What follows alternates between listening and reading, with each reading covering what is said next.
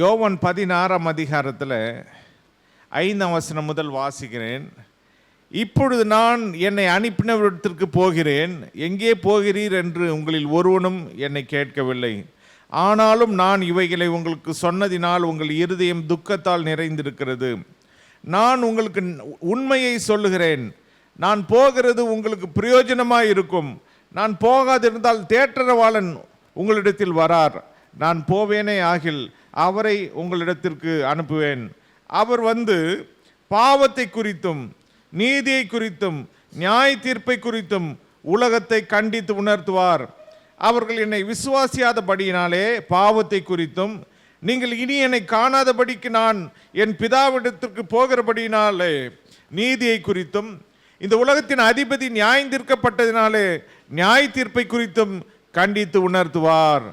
இன்னும் அநேக காரியங்களை நான் உங்களுக்கு சொல்ல வேண்டியதாக இருக்கிறது, அவைகளை நீங்கள் இப்பொழுது தாங்க மாட்டீர்கள். ஆண்டவராகிய இயேசு கிறிஸ்து இந்த உலகத்தில் சொல்லப்பட்டபடியே அவர் வந்தார். 33 ஆண்டுகள் இந்த உலகத்தில் வாழ்ந்தார். அவர் இந்த உலகத்தை விட்டு கடைசியாக எடுத்து கொள்ளப்படும் பொழுது அவர் சொன்ன வார்த்தைகள், நான் போகிறதுனால உங்களுடைய இருதயம் துக்கத்தால் நிறைந்திருக்கிறது, ஆனால் நான் உண்மையை சொல்கிறேன், நான் போகிறது உங்களுக்கு பிரயோஜனமாக இருக்கும் அப்படின்னு சொன்னார். அவர் யாரை குறித்து சொன்னார்னா, இன்றைக்கு நம்மோடு கூட இருக்கிற பரிசுத்த ஆவியானவரை குறித்து. ஆவியானவர் தான் இப்பொழுது நம்மளோட கூட இருக்கிறார். நம்மளை ஆற்றுகிறார், நம்மளை தேற்றுகிறார், நம்மளை பலப்படுத்துகிறார், நம்மளை தைரியப்படுத்துகிறார், நம்மளை உற்சாகப்படுத்துகிறார், நம்முடைய கண்ணீரை துடைக்கிறார், நமக்கு அற்புதங்களை செய்கிறார் பரிசுத்த ஆவியானவர். அப்புறம் சொல்றாரு, நான் போகாதிருந்தால் தேற்றரவாளன் உங்களிடத்தில் வரார். அப்ப இயேசு இந்த உலகத்தை விட்டு போய் நமக்காக தேற்றரவாளனை அனுப்பியிருக்கிறாரு. அவர் வந்து நம்மளை சகல சத்தியத்துக்குள்ளும் நம்மளை வழி நடத்துவார் என்று ஏற்கனவே சொன்னபடி இப்பொழுதும் தேற்றரவாளனாகிய பரிசுத்த ஆவியாகிய தேவன் நம் நடுவில் இருக்கிறார். அல்லேலூயா. அவர் பாவத்தை குறித்து, நீதியை குறித்து, நியாய தீர்ப்பை குறித்து உலகத்தை கண்டித்து உணர்த்துகிறவராயிருக்கிறார். இந்த உலகத்தின் அதிபதி நியாயம் தீர்க்கப்பட்டதினாலே நியாய தீர்ப்பை குறித்தும் கண்டித்து உணர்த்துவார். எல்லாவற்றையும் கண்டித்து உணர்த்துவார். அப்ப பரிசுத்த ஆவியானவர் கண்டித்து உணர்த்துகிற தேவன். அவர் தான் இப்போ இந்த உலகத்தில் இருக்கிறார், நம்மோடு கூட இருக்கிறார். நாம் அவரை மனதார நினைக்க வேண்டும், அவரை துதிக்க வேண்டும். அவரோடு கூட தான் நாம் வாழ்ந்து கொண்டிருக்கிறோம். இப்போ ஆண்டவர் இயேசு எங்கே இருக்கிறாரு அப்படின்னா, பிதாவின் வலது பார்சத்திலே நமக்காக உட்கார்ந்து கொண்டு பரிந்து பேசி கொண்டிருக்கிறார். இப்போ அவர் அரண்மனையில் இருக்கார், பரலோக ராஜ்யத்தில் இருக்கார். பரலோக ராஜ்யத்தில் இருந்தாலும் அவர் வந்து சும்மா இல்லாமல் நமக்காக அவர் பரிந்து பேசிக்கொண்டே இருக்கிறாரு. நம்மளை ஆசீர்வதிக்கிறதுக்காக அங்கே நமக்காக பிதாவிடத்தில் பரிந்து பேசுவார். பிதாவாகிய தேவனுடைய சமூகத்தில், ஐயோ என் மகன் கெட்டு போயிடக்கூடாது, என் மகள் கெட்டு போயிடக்கூடாது, ஐயோ அவங்க சோதனை ரொம்ப தாங்க முடியாது, அவங்க பாவம், அவங்க பரிதாபமானவங்க, அவங்களுக்கு உதவி செய்யுங்க பிதாவே, அவங்கள தாங்குங்க பிதாவே, அவங்களுக்கு அற்புதம் செய்யுங்க பிதாவே, அவங்க வியாதி ரொம்ப தாங்க மாட்டாங்க, அவங்க வியாதியிலேருந்து சுகத்தை தாங்க அப்பா, சாத்தானுடைய கட்டிலேருந்து அவங்கள விடுதலை ஆக்குங்க. தேவன் எல்லாவற்றுக்காகவும் இயேசு பரிந்து பேசிக்கொண்டே இருக்கிறார். அல்லேலூயா. அதுதான் அவர் செய்கிற ஆட்சி. அவருடைய ஆட்சி நடந்து கொண்டிருக்கிறது. தேவனுடைய பிள்ளைகளுக்கு யார் இந்த உலகத்தில் ஆட்சியில் வந்தாலும் அதை பற்றி கவலை இல்லை. ஏன்னா தேவனே அவர்களை ஆட்சி செய்கிறவராக இருக்கிறார். இயேசு தான் நம்மளை ஆட்சி செய்கிறவர். அதனால் எந்த சூழ்நிலையில் இருந்தாலும், யார் ஆட்சிக்கு வந்தாலும், யார் வரவிட்டாலும் இயேசு நம்மளை ஆட்சி செய்வார். அவருடைய சித்தத்தின்படி நம்மளை வழி நடத்துவார். அதனால தான் இங்கே ஆண்டவர் இயேசு எப்படிப்பட்டவர் என்பதை நாம் பார்க்கிறோம். அவருடைய வார்த்தை எப்படிப்பட்டது. அவர் ஒரு வார்த்தை சொன்னாலே அற்புதங்கள் நடக்கும். ஒரு வார்த்தை மட்டும் சொல்லும் அப்படின்னு சொல்லுவாங்க. ஒரு வார்த்தை சொன்னால் உடனே வியாதிஸ்தனுக்கு சுகம் கிடைக்கும். அல்லேலூயா. அவர் சொல்கிறபடி செய்க அப்படின்னு சொல்லுவாங்க. அவர் என்ன சொல்றாரோ அதுபடி செய்யுங்க. அவர் சொல்றபடி செஞ்சா தண்ணீர் திராட்சரசமா மாறும், அற்புதங்கள் நடக்கும். அப்போ நம்முடைய வாழ்க்கையில் அவர் சொல்றபடி செய்யணும். அதே போல அவர் அவருடைய வார்த்தையில் வல்லமை, அவருடைய அவரால் சாவின் விளிம்பில் இருக்கிறவங்கள சுகப்படுத்த முடியும். யோவான் 4ஆம் அதிகாரம் 46ஆம் வசனத்தில் ராஜாவுடைய மனுஷன் ஒருத்தர் இருந்தான். அவனை குறித்து பார்க்குறோம். 49, 50 ஆகிய வசனத்தில், அதற்கு ராஜாவின் மனுஷன், ஆண்டவரே, என் பிள்ளை சாகிறதற்கு முன்னே வர வேண்டும் என்றான். இயேசு அவனை நோக்கி, நீ போகலாம், உன் குமாரன் பிழைத்திருக்கிறான் என்றார். அந்த மனுஷன் இயேசு சொன்ன வார்த்தையை நம்பி போனான். நம்பி போனதுனால அந்த குமாரன் என்ன பண்ணிட்டான்? பிழைச்சிக்கிட்டான். அவர் சொன்ன நேரத்திலேயே பிழைச்சிக்கிட்டான். போய் கேட்குறான், எத்தனை மணிக்கு, எப்போ? இத்தனை மணிக்கு. அப்போ அந்த நேரத்தில் தான் இயேசு சொன்னார். அப்போ அவருடைய வார்த்தையில் வல்லமை. வீட்டுக்கு போய் சுகமாக்க வேண்டியதை தூரத்திலிருந்தே அற்புதங்களை செய்கிறார், வார்த்தையிலேயே அற்புதங்களை செய்கிறார். அவர் தொட்டு அற்புதம் செய்யணும்னு அவசியம் இல்லை. சாவின் விளிம்பில் இருப்பவர்களை கூட சுகமாக்குகிற தேவன் இயேசு. அல்லேலூயா. அதே போல விருப்பத்தை நிறைவேற்றுகிறவர் இயேசு. யோவான் 5ஆம் அதிகாரம் 5ஆம் வசனம் முதல் 9ஆம் வசனம் வரையில் பார்த்தீங்கன்னு சொன்னால், அங்கே 38 வருஷம் வியாதிக்காரன் இருக்கிறான். அவங்கிட்ட போய் கேட்குறாரு, நீ விரும்புகிறாயா? இந்த வியாதியிலேருந்து சுகமாக வேண்டும் என்று விரும்புகிறாயா? ஆம், நான் விரும்புகிறேன். அப்படி நான் உன் படுக்கையை எடுத்துக்கொண்டு நட என்றார். உடனே அவன் படுக்கையை எடுத்துக்கொண்டு, 38 வருஷமா படுத்த படுக்கையா இருக்கிறவன் படுக்கையை எடுத்துக்கொண்டு நடக்கிறான். இயேசுவின் வார்த்தையை நம்பினா அப்படிதான் அற்புதம் நடக்கும். அதனால இயேசுவின் வார்த்தையில அவருடைய வல்லமை இருக்கிறது. இன்றைக்கும் இயேசு நம்மளை வாழ வைக்கிறதுக்காக தான் அவர் விரும்புகிறார். அல்லேலூயா. யாரும் செத்து போயிடணும் அப்படின்னு அவர் விரும்புறது கிடையாது. நாம் எல்லாரும் நல்லா இருக்கணும், தீர்க்க ஆயுசா இருக்கணும், சுகமா இருக்கணும், முதிர் வயதிலும் கனி தந்து புஷ்டியும் பசுமையுமா இருப்பார்கள் என்று வேதம் சங்கீதத்தில் சொல்லப்பட்டிருக்கிறது. அது போல இருக்கணும், அப்படிதான் அவர் விரும்புகிறார். அவர்கள் முதிர் வயதிலும் கனி தந்து புஷ்டியும் பசுமையுமா இருப்பார்கள். அதே போல் அவர் சொல்றாரு, நான் தாங்குவேன், முதிர் வயதிலும் தாங்குவேன், ஏந்துவேன், சுமப்பேன், தப்புவிப்பேன். சும்மா சின்ன வயசுல மட்டும் நம்ம குழந்தைங்களை சின்ன வயசுல மட்டும் என்ன பண்றோம்? தூக்கி சுமக்கிறோம். கொஞ்சம் பெருசானா அந்த குழந்தைங்களை இறக்கி விட்டுறோம், வெயிட்டா இருக்குது, என்னால் தூக்க முடியாது அப்படின்னு இறக்கி விட்டுறோம். ஆனால் இயேசு நம்மளை முதிர் வயது வரைக்கும் நம்மளை என்ன பண்ணுறாரு? சுமக்கிறாரு, தாங்குறாரு, ஏந்துறாரு, எவ்வளோ அற்புதங்களை செய்கிறாரு. அவர் விசுவாசிக்கிற தேவனுடைய பிள்ளைகளுக்காக ஒரு ராஜ்யத்தை ஏற்படுத்துகிறார். லூக்கா 22ஆம் அதிகாரம் 29ஆம் வசனத்தில், ஆகையால் என் பிதா எனக்கு ஒரு ராஜ்யத்தை ஏற்படுத்தினது போல நானும் உங்களுக்கு ஏற்படுத்துகிறேன். ராஜ்யத்தை பிதா எப்படி பரலோக ராஜ்யத்தை இயேசுவுக்கு ஏற்படுத்தினாரோ அதுபோல இயேசு அவரை விசுவாசிக்கிற நமக்கு ஒரு ராஜ்யத்தையே, பரலோக ராஜ்யம் இல்லாம ஒரு ராஜ்யம். அல்லேலூயா. பரலோக ராஜ்யத்தை பிதா இயேசுவுக்கு ஏற்படுத்தினது. ஆனா இயேசு ஒரு ராஜ்யத்தை ஏற்படுத்துறார். யாருக்கு? அவரை நம்புறவங்களுக்கு. இப்போ ஒருத்தருக்கு ஒரு வீடு இருக்குதுன்னு வைங்க, ஒரு கட்டி கொடுத்த வீடு, இந்த வீடை உங்களுக்கு தரேன் அப்படின்றதுக்கும் உங்களுக்கு ஒரு வீட்டை நான் கட்டி தரேன்றதுக்கும் வித்தியாசம் இருக்குல்ல. அது போல தான் இயேசு சொல்றாரு, நான் உங்களுக்கு ஒரு ராஜ்யத்தை ஏற்படுத்துறேன், இருக்கிறத கொடுக்குறேன்னு சொல்லலை, நான் உங்களுக்கு ஒரு ராஜ்யத்தை ஏற்படுத்துறேன். உங்களுக்கு என்னுடைய பிதாவின் வாசஸ்தலத்திலையும் அநேக வாசஸ்தலங்கள் உண்டு, அங்கேயும் நமக்கு ஒரு இடத்த கொடுப்பார், நமக்குன்னு ஒரு ராஜ்யத்தையும் ஏற்படுத்தி கொடுக்குறார். அதனால்தான் அவர்கிட்ட ஆண்டவரே ராஜ்யத்தை இப்பொழுதா தருவீர் அப்படின்னு கேட்குறாங்க. அதை பற்றியே அவர் சொல்லலை, தேவனுடைய ராஜ்யத்தை குறித்து சொல்றாரு. அவங்க உலகத்தின் ராஜ்யத்தை குறித்து சொன்னாங்க. தேவனுடைய ராஜ்யம் புசிப்பும் குடிப்பும் அல்ல, பரிசுத்த ஆவியினால் உண்டாகிற சந்தோஷம் தான் தேவனுடைய ராஜ்யம். அப்ப அந்த ராஜ்யத்தை நமக்கு கொடுக்கிறார். அல்லேலூயா. அப்ப நம்முடைய வாழ்க்கையில கஷ்டம் வந்தாலும் தேவனுடைய பிள்ளைகளால் சிரிக்க முடியும், தேவனுடைய பிள்ளைகளால் சந்தோஷமா இருக்க முடியும். பாருங்க, தேவனுடைய பிள்ளைகள் அழுகையின் பள்ளத்தாக்கிலே உருவ நடந்து போனாலும் அவங்க என்ன பண்ணுவாங்களாம்? சொல்லுங்க, சத்தமா சொல்லுங்க. நீரூற்றாய் மாற்றிக்கொள்வாங்க. அல்லேலூயா. பள்ளத்தாக்கு, தண்ணி இல்லை, இவங்க அழுதுகிட்டே போறாங்க, பார்த்தா நீரூற்றா மாத்திக்கிறாங்க.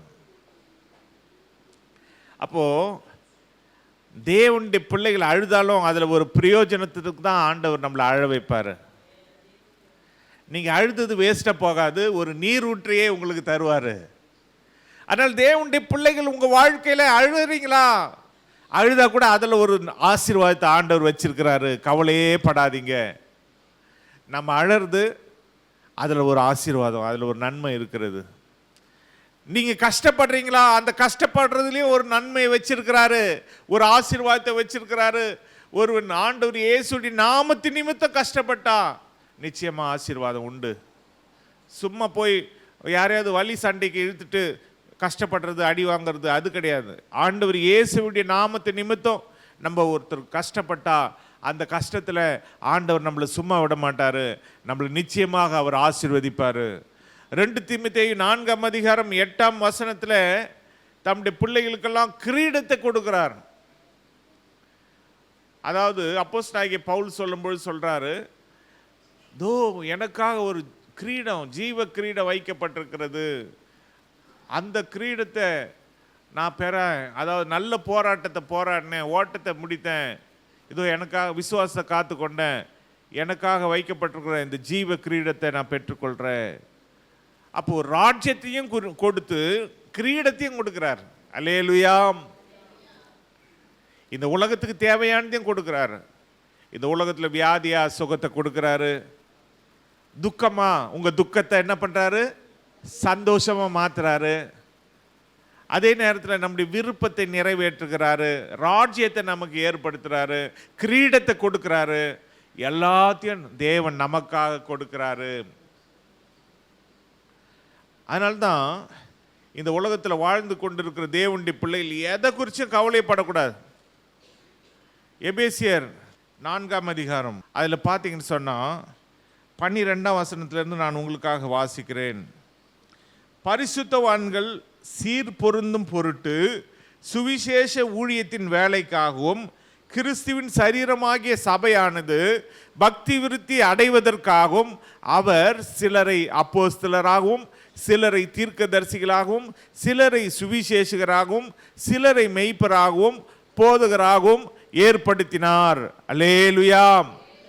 நாம் இனி குழந்தைகளாயிராமல் மனுஷருடைய சூதும் வஞ்சிக்கிறதற்கு ஏதுவான தந்திரமுள்ள போதகமாகிய பலவித காற்றினாலே அலைகளைப் போல அடிபட்டு அலைகிறவர்களாயிராமல் அன்புடன் சத்தியத்தை கை கொண்டு தலையாகி கிறிஸ்துவுக்குள் எல்லாவற்றிலேயும் நம் வளருகிறவர்களா இருக்கும்படியாக அப்படி செய்தார்.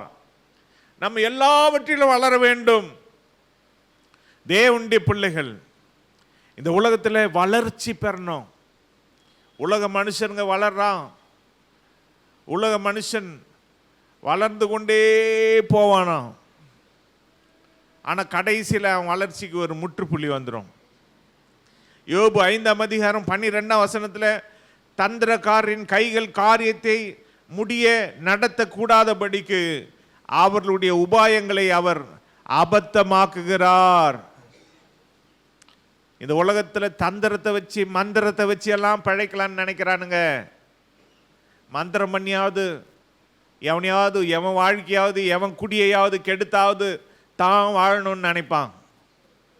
ஆனால் தந்திரக்காரின் கைகள் காரியத்தை முடிய நடத்தக்கூடாதபடிக்கு அவருடைய உபாயங்களை அவர் அபத்தமாக்குகிறார். அதை ஒன்றும் இல்லாமல் ஆக்கிடுவார். அவங்க காரியத்தை முடிக்கவே முடியாது, ஏன்னா அவன் தந்திரக்காரன். ஆனால் தேவனுடைய பிள்ளைகள் மட்டும் வளரணும்னு நினைக்கிறாரு. அல்லேலூயா. அவர்கள் எப்படி வளரணும்? ஒலிவோ மர கன்றுகளைப் போல அவங்க வளரணும், அவங்க கனி கொடுக்கணும். ஒரு கோல் அதை ஆண்டவருடைய சமூகத்தில் கொண்டு போய் வச்சா அந்த கோலை ஆண்டவர் அங்கீகரிச்சார்னா என்ன பண்ணணும்? அந்த கோல்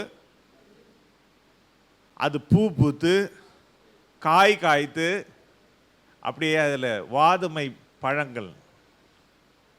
யாருடைய கோல் துளிர்த்தது? ஆரோனுடைய கோல், லேவி கோத்திரத்துடைய கோல். ஏன்னா லேவி கோத்திரத்தை தேவன் ஊழியத்திற்கென்று அழைத்திருக்கிறார். இன்னைக்கு வந்திருக்கிற எல்லாருடைய கோலும் துளிர்க்கும். அல்லேலூயா.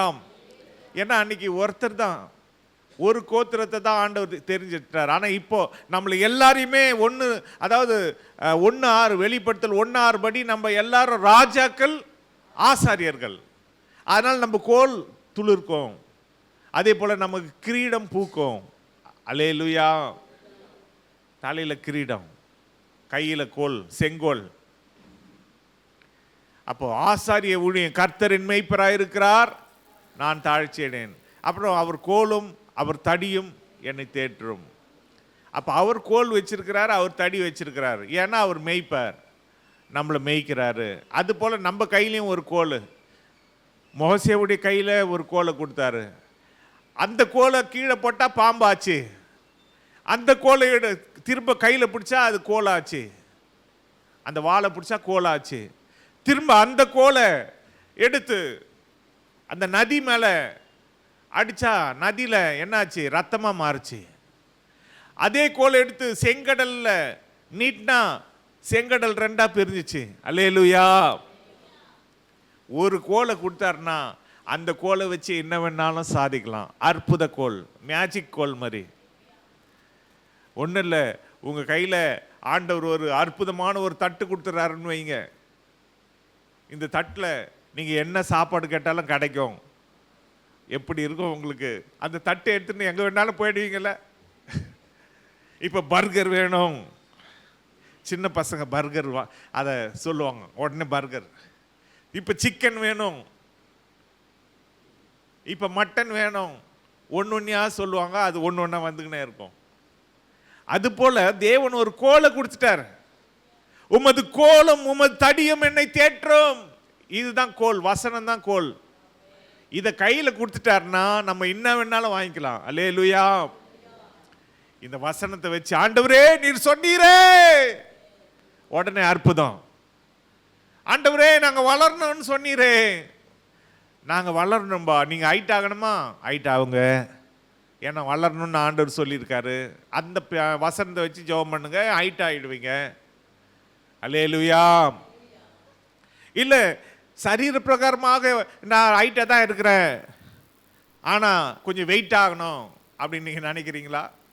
அதுவும் ஆண்டவரால் முடியும்.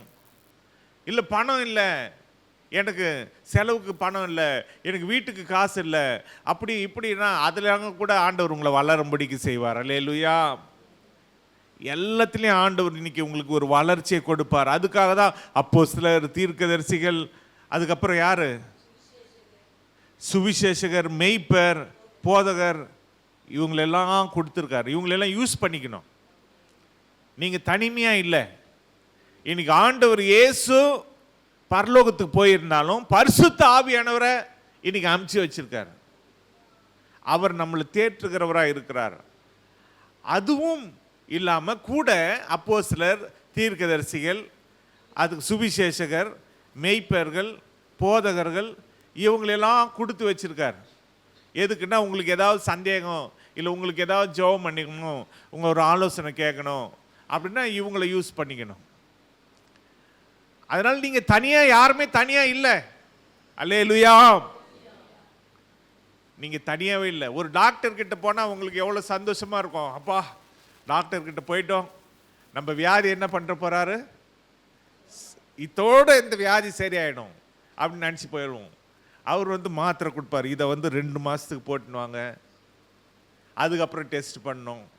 திரும்ப 2 மாதம் பொறுத்து போனால் திரும்ப இது வேற ஒரு மாத்திரை தானே. அவர் மாத்திரை விற்கிறதுக்கே டாக்டராக இருப்பாங்கன்னு நினைக்கிறேன். மாத்திரையா? சரி, நம்மளும் அதை நம்பி நம்ம என்ன பண்ணுறோம்? வாங்கி சாப்பிட்றோம், ஓரளவுக்கு சுகமாக இருக்கிறோமா இல்லையா? அப்போ ஒரு டாக்டர், ஒரு மனுஷன், அவர்கிட்ட போனால் நம்ம வியாதி நீங்கும், நமக்கு சுகம் கிடைக்கும் அப்படின்னு சந்தோஷப்படுறோமே, அப்போ ஆண்டவர் இயேசு இடத்துல இன்னைக்கு வந்திருக்கிறீங்க. அல்லேலூயா. தேவனுடைய சமூகத்தில், தேவனிடத்தில் நீங்கள் வந்திருக்கிறீங்க. தேவன் உங்களை வெறுமனை அனுப்ப மாட்டார், உங்களை வளரும்படிக்கு அவர் செய்வார். சபையானது வளரணும், அதுக்காக அவர் கிரியை செய்கிறார். அது சீர் பொருந்தணும், அது பக்தி விருத்தி அடையணும். அப்போ நாம் சீர் பொருந்தணும், பக்தி விருத்தி அடையணும், எல்லா வளர்ச்சியும் அடையணும். அதுக்காக இயேசு இன்னைக்கும் பரிசுத்த ஆவியானவரை இந்த உலகத்தில் நம்மளோடு கூட வச்சிருக்கிறாரு. பரிசுத்த ஆவியானவர் சகல சத்தியத்துக்குள்ளேயும் நம்மளை வழி நடத்துவார். அதனால் உங்கள் வாழ்க்கையில் எந்த தேவைகள் இருந்தாலும் பரிசுத்த ஆவியானவரத்தில் சொல்லுங்க. ஒரு தாய் நடந்த உண்மை சம்பவம். அவங்க ஜெபிக்கிற ஒரு தாய் ஜன்னலை திறந்து வச்சு ஜெபம் பண்ணி கொண்டு இருந்தாங்க. ஜெபம் பண்ணி கொண்டு இருக்கிற நேரத்தில் அவங்க வீட்டில் பிரெட் இல்லை. பிரெட்டுனா சாப்பாடு. நம்ம ஊரில் சாப்பாடு எப்படி? சாப்பாடு தான் நம்ம சாப்பிடுவோம், சோறு சாப்பிடுவோம். சோறு இல்லைன்னா ஐயோ சோறு இல்லையேன்னு கவலைப்படுவோம். அதுபோல் வெளிநாட்டிலலாம் என்ன சாப்பிடுவாங்க? பிரெட்டு. பிரெட் இல்லைன்னா அவங்களுக்கு ஐயோ பிரெட் இல்லையே, ஏன்னா அதுதான் அவங்க சாப்பாடு. அப்போ பிரெட் இல்லைப்பா அப்படின்னு ஜெபம் பண்ணாங்க. அப்போது ஒரு பரியாசக்காரன், இவங்க ஆண்டவர்கிட்ட ஜெபம் பண்ணால் ஆண்டவர் நான் வானத்தில் இருந்தால் கொட்டுவார் அப்படின்னு சொல்லி அந்த அம்மா கிட்ட, அம்மா ஒரு தெராசில் உன் ஜெபத்தை எழுதி வை, ஆண்டவரே பிரெட் இல்லை எனக்கு பிரெட்டு கொடுங்கன்னு தெராசில் எழுதி வை, ஒரு பேப்பரில் எழுதி வை. அந்த பேப்பர் எவ்வளோ வெயிட்டாக இருக்குதோ அவ்வளோ பிரெட்டு உனக்கு தரேன் அப்படின்னு சொன்னானோ. சரி ஐயா அப்படின்ட்டு இந்த அம்மா ஒரு பேப்பரில், ஏசப்பா எனக்கு பிரெட்டு இல்லைப்பா, எனக்கு பிரெட்டு தாங்கப்பான்னு ஜபம் அதை பேப்பரில் எழுதி ஒரு தெராசில் வச்சுட்டாங்க. இன்னொரு தெராசு காலியாக இருக்குது. இப்போது இவன் என்ன பண்ணான்? ஒரு ஸ்லைஸ் வச்சாலே என்ன ஆகும்? பேப்பர் இந்த சைடு இருக்கிறது என்னது? பேப்பரு. அதனால் ஒரு ஸ்லைஸ் எடுத்து வச்சான். வச்சாலும் பேப்பர் எழும்பலை. 2 வச்சான், முழு பிரெட்டை வைக்கிறான், அப்போ கூட எழும்ப மாட்டேன்னுது. எத்தனை பிரெட் வச்சாலும் எழும்ப மாட்டேன்னுது. அப்போவே அவன் ஒப்பு கொடுத்துட்டான் ஆண்டவர்கிட்ட. ஏம்மா உன் ஆண்டவர் பெரியவர். அல்லேலூயா. அந்த பேப்பரில் அவ்வளோ வல்லமை, அந்த பேப்பர் அவ்வளோ வெயிட் ஆயிடுச்சு. அவன் பிரெட்டு வைக்கிறான் மேலவே வரமா, அதாவது கீழவே போக மாட்டேது. பேப்பர் அவ்வளோ வெயிட்டு. அப்போ அவங்களுக்கு 1 மாதத்துக்கு வேண்டிய பிரெட்டை கூட அவங்க சேர்த்து வாங்கிட்டு இருப்பாங்க, அவ்வளோ பிரெட்டு எடுத்து வச்சாலும். அப்போ ஆண்டவர் பாருங்க, அந்த மனுஷனை தொட்டாரு, அந்த மனுஷன் சந்திக்கப்பட்டான். அப்போ ஜெபத்தில் எவ்வளோ வல்லமை இருக்கு. ஆண்டவரால் செய்ய முடியாத அதிசயமான காரியம் ஒன்றுமில்லை. அதனால் நம்முடைய வாழ்க்கையில் தேவன் இன்னைக்கும் ஜீவிக்கிறவராயிருக்கிறார். அல்லேலூயா. எலியா, எலிசா போன்ற தீர்க்கதரிசிகள் வாழ்ந்த காலத்தில் அவங்கள யூஸ் பண்ணிக்கினாங்க. ஒரு முறை எலியா வாழ்ந்து கொண்டிருக்கிற காலத்தில் தீர்க்கதரிசிகளுடைய புத்திரர் அதில் ஒருத்தர் மரிச்சு போயிட்டார். அப்போ வீட்டில் கடன் வாங்கிட்டு அவங்க புருஷன் சேர்த்து போயிட்டார். கடன் கொடுத்தவன் தன் 2 பிள்ளைகளையும் அடிமையாக்கி கொள்றதுக்கு வரான். அப்போ போய் ஊழியக்காரர்கிட்ட போய் மன்றாடுறாங்க, தீர்க்கதரிசிக்கிட்ட போய் மன்றாடுறாங்க. அப்போ உன் கையில் என்னம்மா இருக்குது? கொஞ்சம் எண்ணெய் தான் இருக்குது. அப்போ அந்த எண்ணெயை நீ என்ன பண்ணு, பக்கத்து வீட்டிலலாம் பாத்திரங்களை வாங்கி அந்த எண்ணெயை அதில் கொஞ்சம் கொஞ்சம் வாருன்னு சொல்கிறார்.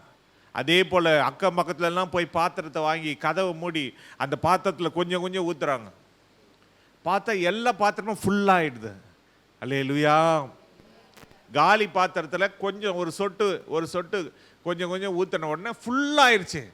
திரும்ப போய் சொல்கிறாங்க, எல்லாம் நிரம்பிடுச்சு, அதை கொண்டு போய் விற்று உன் கடத்தை என்ன பண்ணு, அடைத்துக்கொள்.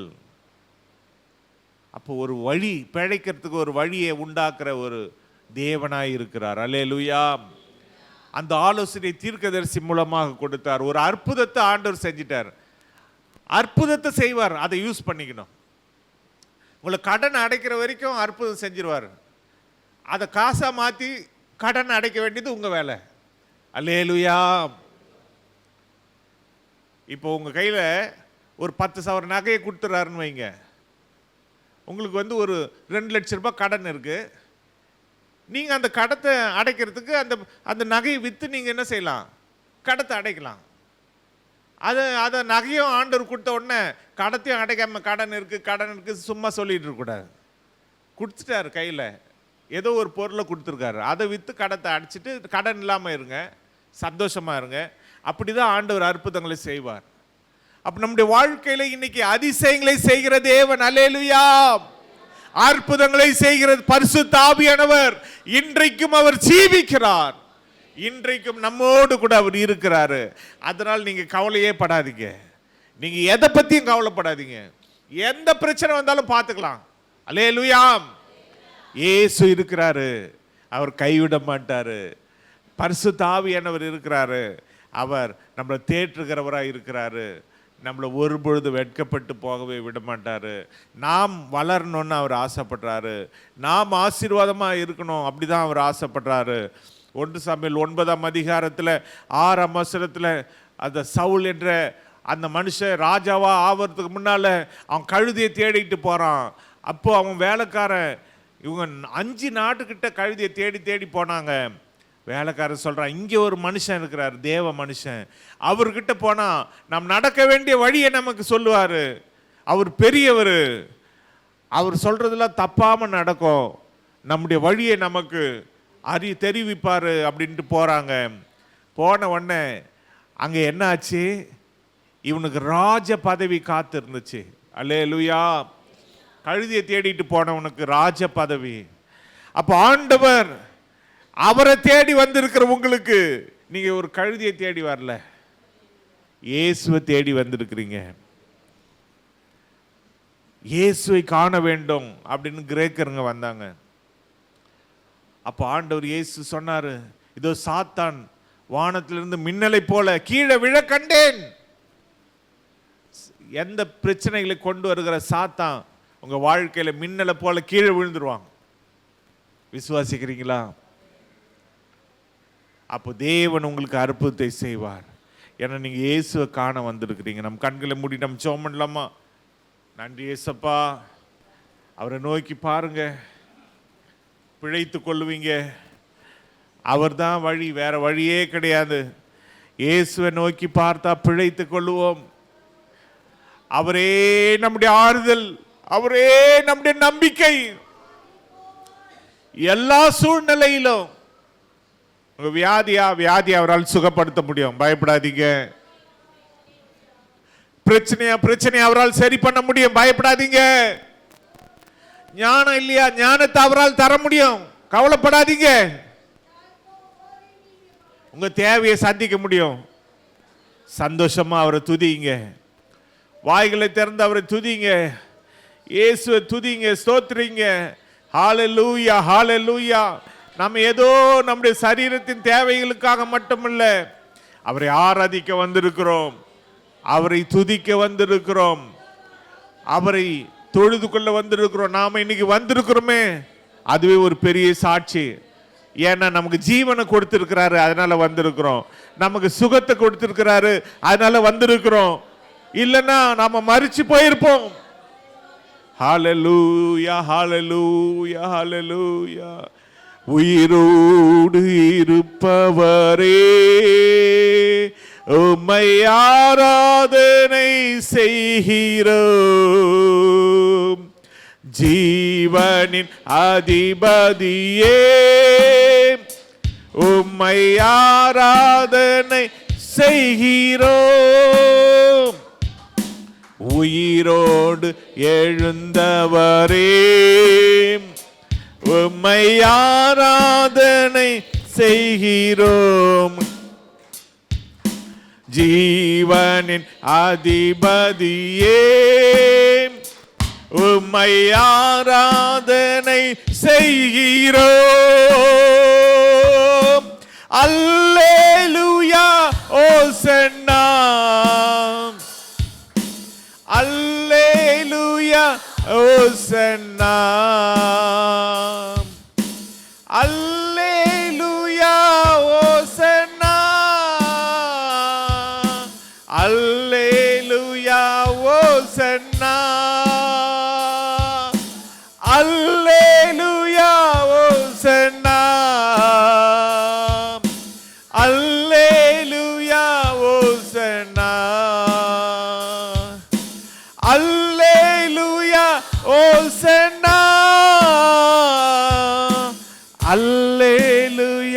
ஓசனா. அப்பா எங்கள் பிதாவே, உம்மை ஆராதிக்கிற பாக்கியத்தை கொடுத்திரே, உமக்கு ஸ்தோத்திரம் அப்பா.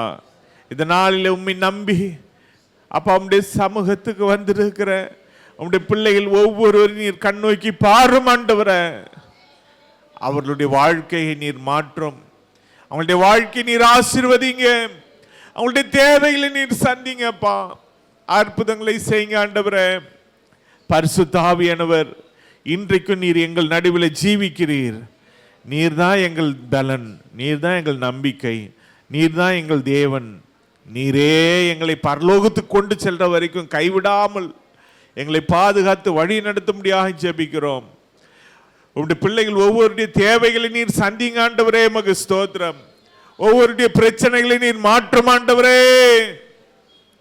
ஒவ்வொருவருக்கும் சமாதானம், ஒவ்வொருவருக்கும் சந்தோஷம், நிம்மதியை தாரும். இந்த உலகம் அவர்களை ஜெயிக்காதபடிக்கு அவர்கள் இந்த உலகத்தை ஜெயிப்பார்களாக. அற்புதங்களை அதிசயங்களை உடைய பிள்ளைகளுக்கு செய்யுங்க. நினைப்பதற்கும் வேண்டிக் கொள்வதற்கும் அதிகமாய் கிரியை செய்கிற எங்கள் தேவன், நீர் கிரியை செய்து ஒவ்வொருவருக்கும் சுகத்தை தாரும், ஒவ்வொருவருக்கும் பலத்தை தாரும், ஒவ்வொருவருக்கும் ஆரோக்கியத்தை தாரும். ஒவ்வொருடைய தேவைகளை சந்திங்கப்பா, மக ஸ்தோத்திரம். ஒவ்வொருடைய கண்ணீரை துடைங்கப்பா, மக ஸ்தோத்திரம். ஒவ்வொருடைய கவலைகளை மாற்றுங்கப்பா, மக ஸ்தோத்திரம். சந்தோஷமாய் வாழ உதவி செய்யுங்க. தினந்தோறும் உம்மை துதித்து சந்தோஷமாய் வாழ உதவி செய்யும். ஒருவரும் ஒடுங்கி போகக்கூடாதப்பா. ஏன்னா நீர் உயிரோடு இருக்கும் பொழுது, நீர் எங்க கூட இருக்கும் பொழுது அப்ப நாங்கள் அந்த நம்பிக்கையோடு வாழ வேண்டும், சந்தோஷமாய் வாழ வேண்டும். அற்புதங்கள் மேல் அற்புதங்களை எங்கள் வாழ்க்கையில் நாங்கள் காணவும், கர்த்தர் நல்லவர் என்பதை ருசி பார்க்கும். நீர் எங்களுக்கு உதவி செய்யும்.